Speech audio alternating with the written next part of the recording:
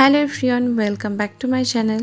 আজকে আমি তোমাদের সাথে শেয়ার করব কিভাবে খুব সহজেই দুটো ঘর এঁকে তার সাহায্যে একটা সুন্দর গ্রামের দৃশ্য তোমরা তৈরি করবে। তো দেখো, এখন আমি এইভাবে সোজা সোজা দাগ টেনে নিলাম আর তারপর এইভাবে ঘর করে নিলাম, রাস্তা করে নিলাম, একটু একা বেঁকা রাস্তা। তারপর ঘরের জানলা দরজা এইভাবে আমি একটা ঘর কমপ্লিট করলাম। তার ঠিক পাশে আর একটা ঘর আঁকলাম। এই ঘরটা কিন্তু ওর পিছনে, তো একটু হাফ দেখা যাচ্ছে, সেইভাবে আমি এটা করেছি।